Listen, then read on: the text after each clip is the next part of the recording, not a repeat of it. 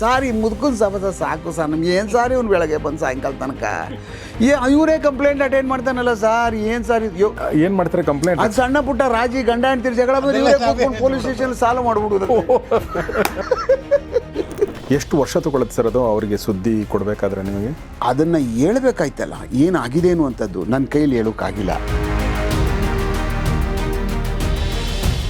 ನಿನ್ನ ರೆಕ್ಕೆನ ದೊಡ್ಡದು ಮಾಡಿಕೊಂಡು ದೇಶನೇ ಬಿಟ್ಟು ಹಾರಕ್ಕೆ ಹೊರಟ್ಬಿಟ್ಟೆ. ನೀನ್ ನಿಜ ಹೇಳಿಲ್ಲ ಅಂದ್ರೆ ನಾವು ಪೊಲೀಸ್ ಭಾಷೆಯಲ್ಲಿ ಮಾತಾಡ್ಬೇಕಾಗುತ್ತೆ. ಮನೆಯವ್ರ ಮಾತು ಕೇಳಲ್ಲ, ಎಲ್ಲ ಲವರ್ ಜೊತೆ ಓಡಿ ಹೋಗಿರ್ಬೋದು. ಆನೆನ ಹೊಡೆಯೋದಕ್ಕೆ ಜನ ಬೇಕಾಗಿಲ್ಲ ಮನೋಜ್, ಗುಂಡಿ ತೋಡಿದ್ರೆ ಸಾಕು.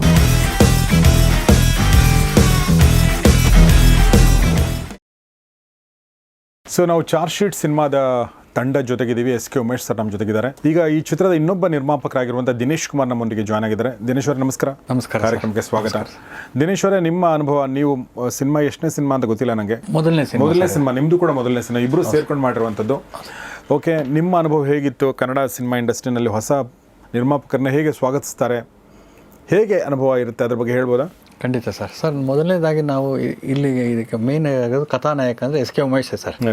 ನಾವು ಒಂದು ಸಾರಿ ಹೋಗಿ ಅವ್ರ ಹತ್ರ ಅಪ್ರೋಚ್ ಮಾಡಿದಾಗ ಸರ್ ಅವರು ಹಿಂದೆ ಮುಂದೆ ಏನು ಮಾತಾಡಿದ್ರೆ ನೀವು ಮಾಡ್ತೀರಾ ಮಾಡಿ ಅಂತ ಆಶೀರ್ವಾದ ಮಾಡಿ ನಮಗೆ ಪ್ರೋತ್ಸಾಹ ಮಾಡಿದ್ದಾರೆ ಸರ್. ಅವರ ಆಶೀರ್ವಾದದಿಂದ ಇಲ್ಲಿ ಈ ಸ್ಥಾನದಲ್ಲಿ ಕುಂತಿದ್ದೀವಿ ಸರ್. ಇವಾಗ ನಾವು ಪಿಕ್ಚರ್ ನೀಟಾಗಿ ಬಂದಿದೆ. ಮತ್ತು ನಮ್ಮ ಸುಂದರರಾಜ್ ಅವರ 250ನೇ ಸಿನಿಮಾ ಸರ್. ಅದ್ಭುತ ಸರ್. ಅವರು ಫಿಲಮ್ ನೋಡಿದವ್ರಿಗೆ ಗೊತ್ತಾಗುತ್ತೆ ಸರ್. ಪಾತ್ರನ ಒಂಥರ ಅವ್ರ ವ್ಯಕ್ತಿಗೆ ಕೂಡ ಅಷ್ಟೇ ಅದ್ಭುತ.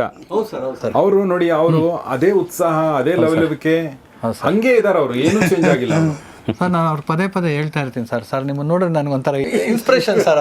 Inspiration sir. ಎಷ್ಟು ವರ್ಷಗಳ ಅನುಭವದ ಒಂದು ಮೂಸೆ ಆ್ಯಕ್ಚುಲಿ ಇದು ಪಾತ್ರ ಅವ್ರಿಗೆ. ಅಂದರೆ ಬೇರೆ ಬೇರೆ ಬೇರೆ ಎಲ್ಲ ಇರ್ಬೋದು, ಬಟ್ ಈ ಪಾತ್ರ ಇದೆಯಲ್ಲ ಅದನ್ನು that is a ultimate role. ಇಂಥ ಸಿಗಲ್ಲ ಅಂತ ಅನ್ನೋ ಥರ ಅದಲ್ಲ, ಬಟ್ ಅದನ್ನು ಇವರು ಅಗದು ನುಂಗಿದಾರೋ, ಜಗದು ನುಂಗಿದಾರೋ, ಇಲ್ಲ ಅದ್ರೊಳಗಡೆ ಸೇರ್ಕೊಬಿಟ್ಟವರು, ಇಲ್ಲ ಅದ್ರೊಳಗಡೆ ಇನ್ನೂ ಅಲ್ಲೇ ಇದ್ದಾರೋ, ಇದನ್ನೆಲ್ಲನೂ ನಾವು ರಜತ ಪರದೆಯ ಮೇಲೆ ಬಂದಾದ್ಮೇಲೆ ನಮ್ಗೆ ಗೊತ್ತಾಗ್ತದೆ. ನೋಡೋಣ ಹೆಂಗೆ ಯಾವ ಥರ ಅದು ಬರುತ್ತೆ ಹೊರಗಡೆ, ಯಾವ ಮಟ್ಟಕ್ಕೆ. ಸರ್, ಈಗ ಎಸ್ ಕೆ ಉಮೇಶ್ ಸರ್ಗೆ ಇನ್ನೊಂದು ಪ್ರಶ್ನೆ ಕೇಳಬೇಕು ಸರ್. ನೀವು ಅದನ್ನು ಆ ವ್ಯಕ್ತಿ ಮುನೇಗೌಡರು ಬಂದು ರಾಮಣ್ಣ, ಅದರಲ್ಲಿ ಅಲ್ವ ರಾಮಣ್ಣ ತೆರೆ ಮೇಲೆ ರಾಮಣ್ಣ ಬಂದು ನಿಮಗೆ ಕೇಳಿದ್ದು, ನೀವು ಅದನ್ನು ತೊಗೊಂಡದ್ದು, ನೀವು ಅದನ್ನು ವಾಪಸ್ ಕೇಸನ್ನು ರೀಇನ್ವೆಸ್ಟಿಗೇಟ್ ಮಾಡಿದ್ದು ಹೇಳಿದ್ರಿ ಸರ್. ಇನ್ನು ಸ್ವಲ್ಪ ಮುಂದೆ ಹೋಗಿ, ಅಂದರೆ ಈ ಒಂದು ಮಿಸ್ಸಿಂಗ್ ಕೇಸನ್ನು ನೀವೇನು ತೊಗೊಂಡ್ರಿ, ಅಂದರೆ ಅದರಲ್ಲಿ ಏನೋ ಒಂದು ಬೇರೆ ಒಂದಿದೆ, ಇದರಲ್ಲಿ ಇದು ಸಿಂಪಲ್ ಆಗಿಲ್ಲ ಅಂತ ಅನಿಸಿದ್ದು ಯಾಕೆ, ಯಾವಾಗ ಸರ್ ನಿಮಗೆ? ಸ್ವಲ್ಪ ಬ್ರೀಫ್ ಕೊಡ್ಬೋದಾ ಸರ್ ಅದೊಂದು ಸ್ವಲ್ಪ ಕಥೆನಲ್ಲಿ? ಯಾವುದೇ ಒಂದು ಮಿಸ್ಸಿಂಗ್ ಪ್ರಕರಣ ಆದಾಗ ಏನಾಗ್ತದೆ ಅಂದರೆ, ಗಂಡು ಮಕ್ಕಳುಗಳದ ಒಂದು ಪ್ರಕರಣದ ಬೇರೆ ಥರದಲ್ಲಿ ನಾವು ಯೋಚನೆ ಮಾಡ್ತೀವಿ, ಹೆಣ್ಮಕ್ಳುಗಳು ಮಿಸ್ಸಿಂಗ್ ಆದಾಗ ಬೇರೆ ಥರದಲ್ಲಿ ಯೋಚನೆ ಮಾಡ್ತೀವಿ. ಹೆಣ್ಮಕ್ಳುಗಳು ಮಿಸ್ಸಿಂಗ್ ಆಗ್ಬಿಟ್ಟಾದಮೇಲೆ ಮ್ಯಾಕ್ಸಿಮಮ್ ಅಂತ ಅಂದರೆ ನಾವು ಒಂದು 3 ತಿಂಗಳೊಳಗಡೆ ಅದು ಪತ್ತೆ ಆಗಲೇಬೇಕು. ಅದು ಯಾಕೆಂದರೆ ಆ ಥರ ದುಗುಡ ಇರುತ್ತೆ. ತಂದೆಗೂ ಮನೇಲಿರೋ ತಂದೆ ತಾಯಿಗೆ ಆಗಲಿ, ಅಣ್ಣ ತಮ್ಮದಿರು ಅವ್ರಿಗೆ ಆಗಲಿ, ಮತ್ತು ಬೇರೆ ಇನ್ಯಾರೋ ಫ್ರೆಂಡ್ಶಿಪ್ಗಳಿರ್ತಲ್ಲ, ಫ್ರೆಂಡ್ಗಳಿರ್ತಾರಲ್ಲ ಅವ್ರಿಗೆ ಆಗಲಿ, ಪೊಲೀಸವ್ರಿಗೆ ಆಗಲಿ, ಇದನ್ನು ತೊಗೊಂಡಾದ್ಮೇಲೆ ಇಲ್ಲ ಏನಾದರೂ ಒಂದು, ಇಲ್ಲ ಅವಳು ಏನೋ ಮಾಡ್ಕೊಂಡಿದ್ದಾಳೆ, ಇಲ್ಲ ಎಲ್ಲೋ ಒಂದು ಕಡೆ ಬದುಕೊಂಡಿದ್ರೆ ಯಾಕೆ ನಮ್ಮನ್ನು ವಾಪಸ್ ಕಾಂಟ್ಯಾಕ್ಟ್ ಮಾಡ್ತಾ ಇಲ್ಲ, ನಾವೇನು ತಪ್ಪು ಮಾಡಿದ್ದೀವಿ, ಇಲ್ಲ ನಮಗೇನಾರು ಎದುರ್ಕೊಬಿಟ್ಟವಳ, ಎದುರಿ ಬೇಡವೇ ಬೇಡ ಇವ್ರ ಸವಾಸನೆ ಬೇಡ ಅನ್ನುವಷ್ಟೊತ್ತಿಗೆ ಇವ್ರ ತಂದೆ ಅಷ್ಟೊಂದು ಕೆಟ್ಟವರ, ಬೇಡ ನಮ್ಮ ಅಪ್ಪನ ಸವಾಸನೆ ಬೇಡ ಅಂತಂದರೆ ನಾವು ಅವ್ರ ತಂದೆ ಕಡೆ ನೋಡಬೇಕಲ್ಲ. ಪೊಲೀಸ್ ಆಗಿದ್ದು, ಅರೆ ಏನು ಸಮಾಚಾರ, ಹಿಂಗೆ ಹೋಗ್ಬಿಟ್ಟು 6 ವರ್ಷ 4 ವರ್ಷ 5 ವರ್ಷ ಹೊಟ್ಟೋಗ್ಬಿಟ್ಟವ್ರೆ ಇದ್ದರೆ ಯಾಕೆ, ಏನು ಸಮಾಚಾರ, ತಂದೆದು ನೋಡಬೇಕಲ್ಲ, ಸ್ಕ್ಯಾನ್ ಮಾಡಬೇಕಲ್ಲ ನಾವು. ಹಾಗೆ ಈ ಥರ ಆ್ಯಂಗಲಲ್ಲೆಲ್ಲ ನೋಡ್ತೀವಿ ನಾವು. ಆ ಥರ ಆ್ಯಂಗಲಲ್ಲಿ ನೋಡಲಿಲ್ಲ ಅಂದರೆ ಈ ಕೇಸ್ ಒಳಗಡೆನೇ ಹೋಗೋಕ್ಕಾಗೋದಿಲ್ಲ. ಬಂದ ತಕ್ಷಣವೇ ನಾನು ನಿಮ್ಮನ್ನು ಮೆಂಟಲಿ ಸೈಕಲಾಜಿಕಲಿ ನಿಮ್ಮನ್ನು ನಾನು ಸ್ಟಡಿ ಮಾಡಬೇಕು, ಕಂಪ್ಲೇನೆಂಟ್ನ. That is my duty.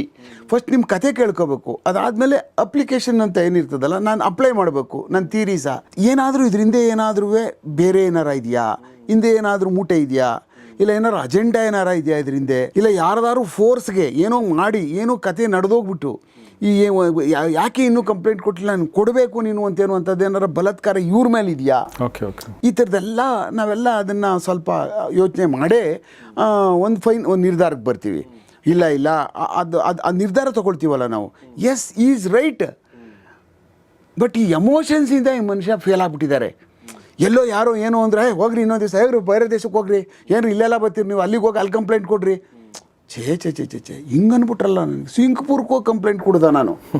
ಎಲ್ಲಾದರೂ ಉಂಟಾ, ಏನು ಮಾಡೋದು, ಹಿಂಗೆ ಸಮಾಜನೇ ಹಿಂಗ ಅನ್ನುವಂಥ ಸುಮ್ಮನೆ ಆಗ್ಬಿಡ್ತಾರಲ್ಲ. ಯಾಕೆ ಸುಮ್ಮನೆ ಆದರು ಇವರು? ಒಂದು. ಎರಡನೇದು, ಹಿಂಗೇನಾ, ಇದೇ ಥರನಾ, ಎಲ್ಲೋದ್ರು ಇದೇನಾ, ಆದ್ರಲ್ಲಿ ಏನಾರ ಮುಳುಗೋಗ್ಬಿಟ್ರ ಅವರು. ಹಿಂಗೆ ಎಲ್ಲೋದ್ರು ಅಂದರೆ ಎರಡು ಎಮೋಷನ್ಸ್ನಲ್ಲಿ ನಾವು ಯೋಚನೆ ಮಾಡ್ತೀವಿ. ಒಂದು, ಇವ್ರು ತಡ್ಕೋಬೇಕು, ಸುಮ್ಮನೆ ಆಗಿಬಿಡ್ಬೇಕು. ಇನ್ನೊಂದು, ಅಲ್ಲಿ ಅವಮಾನ ಆಗಿರಬೇಕು. ಬೇಡಪ್ಪ, ಯಾರ ಹತ್ರ ಹೋದ್ರು ಇದೇ ಗೋಳು, ನನಗೆ ಅವಮಾನ ಆಗ್ಬಿಡ್ತದೆ. ಯಾಕೆಂದರೆ ಅವಮಾನಕ್ಕೆ ಮನುಷ್ಯ ಬದುಕಿರ್ತಾನೆ ಒಬ್ಬೊಬ್ಬ. ಒಂಚೂರು ಅವಮಾನ ಆದರೂ ಜೀವನದಲ್ಲಿ ಸಹಿಸ್ಕೊಳ್ಳಾರ ಅವರು. ಕರೆಕ್ಟ್. ಅದನ್ನು ಭಾಳ ಅದನ್ನು ಪದೇ ಪದೇ ಪದೇ ಪದೇ ಅವರು ಅದನ್ನು ಯೋಚನೆ ಮಾಡಿ ಮಾಡಿ ಮಾಡಿ ಕೊರ್ಗೋಗ್ಬಿಡ್ತಾರೆ. ನಾನು ಏನೂ ತಪ್ಪಿಲ್ಲ, ನನಗೆ ಹಿಂಗೆ ಮಾಡಿಬಿಟ್ರಲ್ಲ ಅನ್ನುವಂಥದ್ದು ಮನುಷ್ಯನ ಕಾಡೋಕ್ಕೆ ಶುರುವಾಗ್ಬಿಡ್ತದಲ್ಲ. ಆ ಗುಂಪಿಗೆ ಸೇರಿದವ್ರು ಇವರು. ಇಲ್ಲ ಅಂದಿದ್ರೆ ಬೇರೆಯವ್ರ ಥರ ಇನ್ನೆಲ್ಲೋ ನುಗ್ಗಿ ಏನೇನೋ ಮಾಡಿ ನೋಡಿ. ಯಾರಿಗೂ ತುಂಬ ಜನ ಅವ್ರ ಫ್ರೆಂಡ್ಸ್ ಇದ್ದಾರೆ, ಎಲ್ಲರೂ ಇದ್ದಾರೆ. ಆದರೆ ಒಂದು ಹೆಣ್ಣು ಮಗಳ ಹತ್ರ ವಿಚಾರ ಹೇಳ್ಕೊತಾರೆ. ಕರೆಕ್ಟ್. ಏನು ಮಾಡೋದು? ಯಾರು ಹೆಣ್ಮಗಳ ಹತ್ರ ಅಂದರೆ ಇನ್ನೊಬ್ರು ಫ್ರೆಂಡ್, ಅಂದ್ರೆ ಇನ್ನೊಬ್ರು ಇರ್ತಾರೆ, ಗೊತ್ತಿರ್ತಕ್ಕಂಥವ್ರದ್ದು. ಯಾರು ಮಾತಾಡ್ತಾ ಇದ್ದಾಗ ಅವ್ರಿಗೆ ಹೇಳ್ಕೊಳ್ತಾರೆ, ಒಂದು ಉಮಾ ಅಂತ ಅನ್ನುವಂಥವ್ರಿಗೆ. ಹಿಂಗೆ ಆಗೋಗಿದೆ. ಈ ಎಲ್ಲ ಏನೋ ಎಲ್ಲ ಪೇಪರ್ ಎಲ್ಲ ಬರ್ತಾದಲ್ಲ, ಇವ್ರು ಯಾರೋ ನಿಮಗೆ ಪರಿಚಯನಾ ಈ ಮನುಷ್ಯ? ಎಲ್ಲ JP ನಗರದ ಕಡೆಯವರೆಲ್ಲ ಹಾಗೆ ಹೀಗೆ ಅನ್ಬಿಟ್ಟು ಅಂತ. ಪೊಲೀಸ್ ಕೇಳ್ತೀರಾ? ಪೊಲೀಸ್ ಬಗ್ಗೆ, ಇನ್ಸ್ಪೆಕ್ಟರ್ ಬಗ್ಗೆ? ಹೌದು. ಇವೆಲ್ಲ ಕೇಸೆಲ್ಲ ಇದೆಲ್ಲ ಮಾಡ್ತಾ ಇದಾರಲ್ಲ, ನೀವೆಲ್ಲ ನೋಡ್ತಾ ಇದ್ದೀನಿ ಪೇಪರ್ಲಾನು. ಇವ್ರು ನಿಮ್ಗೆ ಏನಾದರೂ ಯಾರಾದರೂ ಗೊತ್ತಾ ಈ ಕಡೆ? ಯಾಕೆಂದ್ರೆ ಅವರು ಇಲ್ಲಿ ಈ ಕಡೆ ಈ ಭಾಗದಲ್ಲಿ ಇದ್ದವರಲ್ಲ, ಅವ್ರು ನಂಗೆ ಭಾಳ ತೀರ ಹತ್ತಿರದಲ್ಲಿ ಗೊತ್ತಿದ್ದು, ಅವ್ರು ನಂಗೆ ಗೊತ್ತು ಅಂತೇಳಿ ಆಯಿತು. ಹಾಗೆ ಪೊಲೀಸ್ ಸ್ಟೇಷನ್ಗೆ ಒಂದು ಧೈರ್ಯ ತಗೊಂಡು ಯಾರ್ದೋ ಮುಖಾಂತರ AK-47 ಅವರ ಬಂದವರು ಇವರು. ನೇರಕ್ಕೆ ಬರಲಿಲ್ಲ. ಯಾಕೆಂದರೆ ಆ ಅವಮಾನದ ಮೂಸೆ ಒಳಗಡೆ ಸೇರ್ಕೊಬಿಟ್ಟಿದ್ರು ಇವರು. ಕರೆಕ್ಟ್. ಅಲ್ಲಿಗೆ ಬಂದಾಗ ಇವ್ರನ್ನ ನಾವು ಅದರಿಂದ ಆಚೆ ತೆಗಿಬೇಕು ಫಸ್ಟು. ಇಲ್ಲ ಹಂಗಿಲ್ಲ, ಎದ್ರಕೋಕೆ ಹೋಗ್ಬೇಡಿ ನೀವು ಅಂತ. ದಿವಸ ಪೊಲೀಸ್ ಸ್ಟೇಷನ್ಗೆ ಬರೋರು. ನಮ್ಮ ಪೊಲೀಸವ್ರು ಕಂಪ್ಲೇಂಟ್ ತಲೆ ಮೆಂಟ್ಲು ಮಾಡಿಬಿಡೋರು. ಸಾರಿ ಮುದ್ಕೊಂಡು ಸಬಸ ಸಾಕು ಸರ್, ನಮ್ಗೆ ಏನು ಸಾರಿ ಇವ್ನು ಬೆಳಗ್ಗೆ ಬಂದು ಸಾಯಂಕಾಲ ತನಕ ಇವರೇ ಕಂಪ್ಲೇಂಟ್ ಅಟೆಂಡ್ ಮಾಡ್ತಾನಲ್ಲ ಸರ್, ಏನು ಸಾರಿ ಏನು ಮಾಡ್ತಾರೆ ಕಂಪ್ಲೇಂಟ್? ಅದು ಸಣ್ಣ ಪುಟ್ಟ ರಾಜಿ ಗಂಡ ಹೆಂಡ್ತಿರ್ ಜಗಳ ಬಂದು ಪೊಲೀಸ್ ಸ್ಟೇಷನ್ ಸಾಲ ಮಾಡಿಬಿಡೋದು. ಅನಧಿಕೃತವಾಗಿ ಪೊಲೀಸ್ ಮನ ಆಗ್ಬಿಟ್ಟಿದ್ದಾರೆ. ಅಲ್ಲಿ ಒಂದು ಸ್ಟೂಲ್ ಹಾಕೋದು, ಕೂತ್ಕೊಳ್ಳೋದು, ಅದ್ರ ಪಕ್ಕದಲ್ಲಿ ಒಂದು 5-6 ನಾಯಿ ಇದ್ದು ಅವಕ್ಕೊಂದು ಬಿಸ್ಕಲ್ ಹಾಕು, ಇದನ್ನು ಬನ್ನ ಹಾಕು. ಅವೆಲ್ಲ ಸಣ್ಣ ಮರುವುದು ದೊಡ್ಡ ಸಂಸಾರ ಆಗ್ಬಿಡ್ತು. ಇವರು ಕೇಸ್ ಬಗ್ಗೆ ಆಗ್ಬಿಟ್ಟೊತ್ತಿಗೆ. ಓಕೆ. ಅಂದರೆ ಅವಿನಾವ ಸಂಬಂಧ ಇರ್ತದಲ್ಲ. ಇವರು ಪ್ರಾಣಿಗಳ ಮೇಲೆ ಪ್ರೀತಿ, ಅದೇ ಥರ ಜನಗಳಿಗಿಂತ ಸಮಸ್ಯೆಗಳಾದಾಗ ಏನೇನಾಗ್ತದೆ ಅಂತ ಬಂದು ಇವ್ರನ್ನ ಕೂತ್ಕೊಳ್ಳೋರಲ್ಲ ಪ್ರತಿ ದಿವಸ. ಅವ್ರು ಬಂದವರೆಲ್ಲ ಪೊಲೀಸೇ ಅನ್ಕೊಬಿಟ್ಟಿದ್ರು ಇವ್ರನ್ನ. ಅದನ್ನೆಲ್ಲ ನಾವು ಅದಾದಮೇಲೆ ಪೊಲೀಸವ್ರುಗಳು ಅದನ್ನು ಸಹಿಸ್ಕೋಬೇಕಲ್ಲ. ಬಿಟ್ಟಾಕ್ರಿ ಸಾರ್, ಬೇಡ ಸಾರ್, ದಿವಸ ಬರ್ತಾರೆ, ಹೇಳ್ಬಿಡಿ ಸಾರ್. ನಿನಗೇನಪ್ಪ, ನಿನ್ನ ಮೇಲೆ ಕೂತ್ಕೋತಾರ ಬಂದು?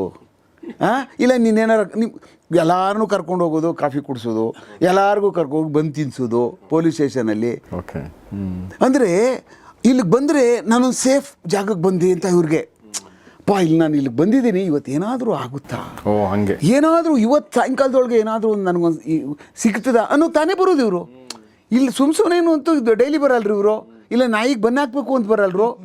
ಇವತ್ತು ಬೆಳಗ್ಗೆಯಿಂದ ಸಾಯಂಕಾಲದವರೆಗೂ ನನಗೇನಾದರೂ ಒಂದು ಚಿಕ್ಕದು ಏನಾದರೂ ನನ್ನ ಮಗಳ ಬಗ್ಗೆ ಏನಾದರೂ ಒಂದು ಚೂರು ಕ್ಲೂ ಸಿಗುತ್ತಾ ಅಂತ ಬರ್ತಿದ್ದವ್ರು ಇವರು 6 ತಿಂಗಳು. ಸೊ ಅವ್ರು ಬರ್ತಾ ಇರೋದು ಒನ್ ಆಫ್ ದ ರೀಸನ್ಸ್ ಆಯ್ತಾ ಸರ್ ಇದನ್ನು ಫಾಸ್ಟಾಗಿ ಮಾಡೋಕ್ಕೆ? ನನಗೆ ಹಿಂಗೆ ಬರ್ತಾರೆ ಅಂತ ಗೊತ್ತಿಲ್ವಲ್ಲ ನನಗೆ. ಫಸ್ಟ್ ಬಂದರು, 2ನೇ ದಿವಸ ಬಂದರು, 3ನೇ ದಿವಸ ಬಂದರು, 4 ವಾರ ಬಂದರು. ವಾರ ಬಂದ ತಕ್ಷಣ ಪೊಲೀಸ್ಗರು, ಸರ್ ಏನು ಸರ್ ಈ ಮನುಷ್ಯ ಡೈಲಿ ಬರ್ತಾವನಲ್ಲ ಸರ್. ನಾನು ಅವತ್ತೇ ಹೇಳ್ಬಿಟ್ಟೆ, ಬರಲಿ ಬಿಡ್ರಿ, ತಲೆ ಯಾಕೆ ಕೆಡ್ಸ್ಕೊತೀರಿ ನೀವು, ನಿಮಗೇನಪ್ಪ ಕಷ್ಟ? ಏನೋ ಇಲ್ಲಿ ಬಂದರೆ ಆ ಮನುಷ್ಯನಿಗೆ ಏನೋ ಒಂದು ಆಸೆ ಇರ್ಬೋದು, ಏನೋ ಮಾಡ್ತೀವಿ ಅನ್ಕೋಬೋದು. ಅವ್ರಿಗೇನು ಮಾತಾಡೋಕೆ ಹೋಗ್ಬಿಡಿ, ಕೂತ್ಕೊಳ್ಳಿ ಬಿಡಿ, ಅಲ್ಲೊಂದು ಸ್ಟೂಲ್ ಇದೆಲ್ಲ ಕೂತಿರ್ಲಿ ಸರ್. ಕೊನೆಗೆ ಅದು ಅಂದರೆ ಕ್ಲೈಮ್ಯಾಕ್ಸ್ ನಾನು ವಿಷಯ ಹೇಳಲ್ದೇನೆ ಸರ್, ಎಷ್ಟು ವರ್ಷ ತಗೊಳುತ್ತೆ ಸರ್ ಅದು ಅವರಿಗೆ ಸುದ್ದಿ ಕೊಡಬೇಕಾದ್ರೆ ನಿಮಗೆ? ನನಗೆ ಆಲ್ಮೋಸ್ಟ್ 5 ತಿಂಗಳಾಗ್ಬಿಡುತ್ತೆ. 5 ತಿಂಗಳು ನನಗೆ. ಓಕೆ. ಅದು ಆಮೇಲೆ ಅದನ್ನು ಹೇಳ್ಬೇಕಾಯ್ತಲ್ಲ, ಏನಾಗಿದೆ ಅನ್ನುವಂಥದ್ದು ನನ್ನ ಕೈಲಿ ಹೇಳೋಕ್ಕಾಗಿಲ್ಲ.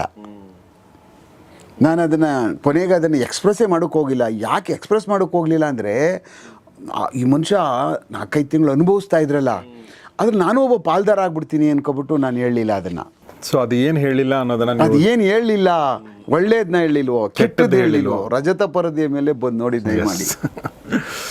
ಸೊ ಹಾಗೆ ನಾವು ಚಾರ್ಜ್ ಶೀಟ್ ಸಿನಿಮಾದ ಬಗ್ಗೆ ಮಾತಾಡ್ತಾ ಇದ್ವಿ. ಸಾಕಷ್ಟು ರಿಯಲ್ ಘಟನೆಗಳನ್ನ ಆಧರಿಸಿ ಸಿನಿಮಾ ಮಾಡುವಂಥದ್ದು ಹೊಸತೇನಲ್ಲ. ಆದರೆ ಈ ಥರ ಒಂದು ಕಥೆ ಪ್ರಾಯಶಃ ಇತ್ತೀಚಿನ ದಿನಗಳಲ್ಲಿ ಬಂದಿಲ್ಲ ಅನಿಸುತ್ತೆ. ಅದನ್ನು ತೆರೆ ಮೇಲೆ ತರುವ ಸಾಹಸವನ್ನು ವೆಂಕಟ್ ಭಾರದ್ವಾಜ್ ನಿರ್ದೇಶನದಲ್ಲಿ ನಿರ್ಮಾಪಕರಾಗಿರುವಂಥ ದಿನೇಶ್ ಕುಮಾರ್ ಅವರು ಮತ್ತು ಲಕ್ಷ್ಮಣ್ ಅವರು ಮಾಡಿದ್ದಾರೆ, ಮತ್ತು ಅದಕ್ಕೆ ಮುಖ್ಯ ಪಾತ್ರಧಾರಿಯಾಗಿ ನಮ್ಮ ಸುಂದರ್ರಾಜ್ ಸರ್ ಮಾಡಿದ್ದಾರೆ. ಹೀಗಾಗಿ ಈ ಒಂದು ಪಿಕ್ಚರ್ ತುಂಬ ಚೆನ್ನಾಗಿರುತ್ತೆ, ಚೆನ್ನಾಗಿ ಆಗಿದೆ ಅಂತ ನಾನು ಅನ್ಕೋತೀನಿ. ಸರ್, ಕೊನೆಯದಾಗಿ ದಿನೇಶ್ ಸರ್ ಏನಾದರೂ ಹೇಳೋಕ್ಕೆ ಇಷ್ಟಪಡ್ತೀರಾ?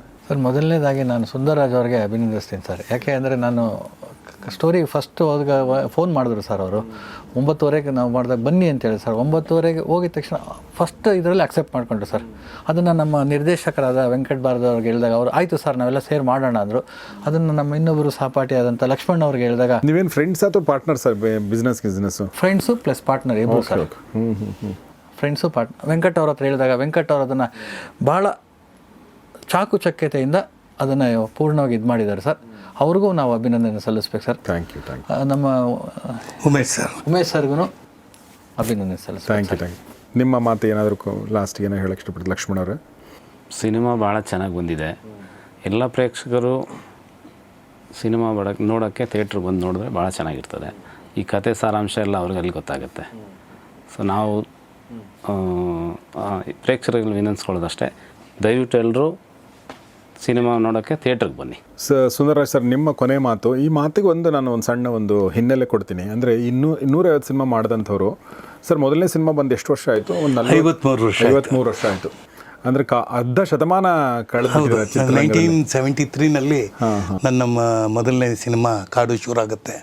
1974 ಬಿಡುಗಡೆ ಆಗುತ್ತೆ. ನಾವೊಂದು ಎಕ್ಸ್ಪೆಕ್ಟ್ ಮಾಡ್ತಾ ಇರೋದು ಇಷ್ಟೇ, ಸುಂದರ್ರಾಜ್ ಅವರು ಏನು ಅವ್ರ ಅಭಿನಯ ಏನಪ್ಪ ಶಿವನೇ ಅನ್ಬೇಕು ನೋಡಿದವರು ಅಲ್ಲ, ಆ ಥರ ಆಗಿರುತ್ತೆ ಅಂತ ಖಂಡಿತವಾಗಲೂ ನಂಗೆ ಅನ್ನಿಸ್ತದೆ ಅಂತಾರೆ ಮಾತ್ರ. ಎಸ್ ಸರ್, ಈ 53-54 ವರ್ಷದ ಈ ಏನು ಜರ್ನಿ ಇದೆ, ಇವತ್ತಿನ ಸ್ಥಿತಿಗತಿ ಸೊ ಏನು ತುಂಬ ಬದಲಾಗಿದೆ, ತುಂಬ ಬದಲಾಗಿದೆ. ಕನ್ನಡ ಚಿತ್ರರಂಗ ಸ್ಥಿತಿ ಭಾಳ ಕಷ್ಟದಲ್ಲಿದೆ ಅನ್ನೋದು ಭಾಳ ಜನ ಅದನ್ನು ಖಂಡಿತ ಸರ್, ಖಂಡಿತ. ಸೊ ಏನು ಹೇಳಕ್ಕೆ ಇಷ್ಟಪಡ್ತೀರಿ ಸರ್ ಅದ್ರ ಬಗ್ಗೆ? ಸರ್, ಈಗ ಅವತ್ತು ಒಂದು ಸೆಲ್ಯುಲಾಯ್ಡಿಂದ ನಾವು ಡಿಜಿಟಲ್ ಫಾರ್ಮೇಟ್ ಬಂದು ಕಡೆಗೆ ಹೋಗ್ತಾ ಇದ್ದೀವಿ. ಏನೇ ಬದಲಾವಣೆಗಳು ಹೊರಗಡೆ ಆದರೆ ಒಳಗಡೆ ಮನಸ್ಸಿನ ಸ್ಥಿತಿ ಬದಲಾಗಲ್ಲ. ಎಕ್ಸಾಕ್ಟ್ಲಿ. ತಂದೆಯಾಗೇ ಇರ್ತಾನೆ, ತಾಯಿಯಾಗೇ ಇರ್ತಾರೆ, ಮಕ್ಕಳಾಗೇ ಇರ್ತಾರೆ. ಬೇಡಿಕೆಗಳು ಬೇರೆ ಬೇರೆ ಆಗಿರ್ಬೋದು. ಇವಾಗ ನಾನು ಹೇಳಿದೆ ಆಟಿಕೆ ಅಂತಂದ್ರೆ, ಚಿಕ್ಕ ವಯಸ್ಸಲ್ಲಿ ನಾನು ಬುಗುರಿ ಒಂದು ಸೈಕಲ್ ರಿಮ್ ಇದ್ರೆ ಅಷ್ಟೇ ಸಾಕು, ಅದನ್ನು ಹಿಂಗೆ ಇಟ್ಕೊಂಡು ಹೋಗ್ತಾ ಇದ್ದೆ. ಕರೆಕ್ಟ್. ಇವತ್ತು ಕಾಲ ಬದಲಾಗಿದೆ, ಅದನ್ನು ರಿಮ್ ಇಟ್ಕೊಂಡು ಹೋಗೋಕ್ಕಾಗಲ್ಲ. ಅಟ್ಲೀಸ್ಟ್ ನನಗೇನೆಲ್ಲ ಒಂದು ಮೋಟರ್ ಸೈಕಲ್ ಕೊಡ್ಸಿ ಅಂತ ಕೇಳ್ತೀವಿ. ಬದುಕು ಏನು ಹೇಳುತ್ತೆ ಅಂತಂದರೆ, ನೀನು ಅವತ್ತೂ ಒಳ್ಳೆಯದನ್ನೇ ಮಾಡು ಅಂತ ಹೇಳಿದ್ರು, ಕಾಲ ಬದಲಾಗಿದೆ. 100 ವರ್ಷ ಆದಮೇಲೆ ನೀನು ಕೆಟ್ಟ ಕೆಲಸ ಮಾಡು ಅಂತ ಯಾರೂ ಹೇಳಲ್ಲ. ಇವತ್ತು ನೀನು ಒಳ್ಳೆಯವನಾಗೇ ಇರಬೇಕು ಅಂತಲೇ ಹೇಳೋದು. ಮುಖ್ಯವಾಗಿ ನಾನು ಅನಲೈಸ್ ಮಾಡಿರೋದೇನೆಂದರೆ, ನಮ್ಮ ಪಾತ್ರ ಪೋಷಣೆಗಳು ಮಾಡ್ತಾ ಮಾಗಬೇಕು. ನಾವು ಮಾಗೋದು ಅಂದರೆ ಏನು ಅಂದರೆ, ಇವಾಗ ಒಬ್ಬ ನಿರ್ಮಾಪಕ ಇದ್ದಾರೆ, ಅವ್ರ ಉದ್ದೇಶ ಒಳ್ಳೆ ಸಿನಿಮಾ ಇರಬೇಕು ಅನ್ನುವಾಗ ನನ್ನ ಮನಸ್ಸಲ್ಲೂ ಅದೇ ಇರಬೇಕು. Exactly. How to reach the audience ಅಂತ. ಅಲ್ಟಿಮೇಟ್ಲಿ ನಮ್ಮ ಅನ್ನದಾತ ಅಂತ ಕರಿತೀವಿ, ಅಭಿಮಾನಿ ದೇವರುಗಳೇ ಅಂತ ಕರಿತೀವಿ. ನಿರ್ಮಾಪಕರು ಕೊಡುವಂಥ ಈ ಒಂದು ಕೊಡುಗೆಯನ್ನು, ನಿರ್ದೇಶಕರು ಉಣಬಡಿಸಿದಂಥ ಈ ಒಂದು ಇದನ್ನು ಕೊಡುಗೆಯನ್ನು ಹಾಗೆ ಒಂದು ಉತ್ತಮವಾದ ರೀತಿಯಲ್ಲಿ ಈ ಸಮಾಜಕ್ಕೆ ಒಂದು ಪೊಲೀಸ್ ಅಂದರೆ ಏನು ಅಂತ ಹೇಳಿ SK ಉಮೇಶ್ ಅವರು ಏನು ಮಾಡಿದ್ದಾರೆ, ಈ ಏನು